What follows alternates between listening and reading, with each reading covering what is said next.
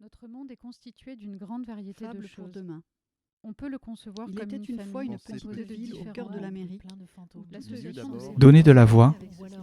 Chacun occupe une Les éditions Wild Project. un rôle déterminé dans la vie avec des champs de fleurs. Un rendez-vous proposé par la librairie La Carline.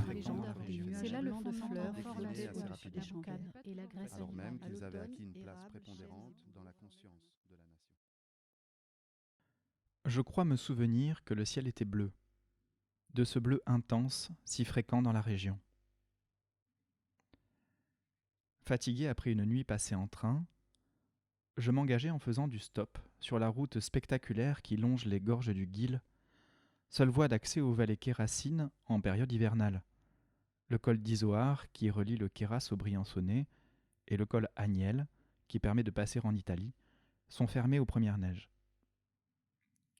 Peu à peu submergé par l'angoisse et l'excitation de monter pour la première fois en alpage, je me rapprochai de Ristolas, où je devais retrouver la famille Buès pour signer le contrat de travail.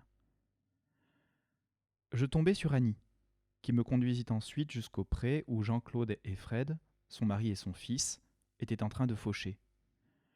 Nous nous saluâmes cordialement, échangeâmes quelques mots, puis je demandai des indications sur le chemin à suivre pour retrouver le troupeau.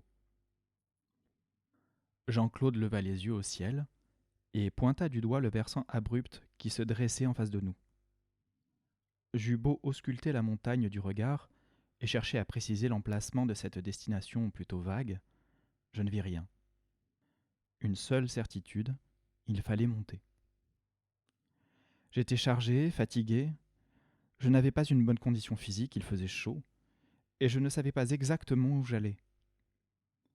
Je me contentais de suivre le sentier, et je marchais déjà depuis 1 heure lorsque j'entendis des aboiements, et que je vis 2 énormes chiens blancs peu engageants se précipiter dans ma direction. Le troupeau était là. Je n'en avais entendu ni les bêlements, ni les sonnailles, car il était en train de chômer.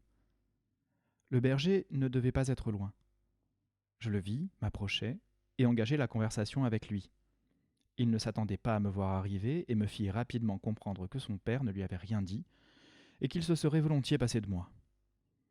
Quand j'essayais de détendre l'atmosphère en lui demandant s'il pensait recevoir des amis pendant l'été, il me répondit sèchement qu'il n'en avait pas.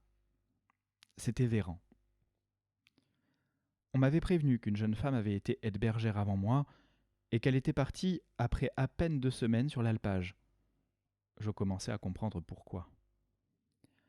Je dois tout de suite préciser qu'il ne s'agissait pas d'un vieux berger à la longue barbe blanche comme certaines personnes les imaginent peut-être encore.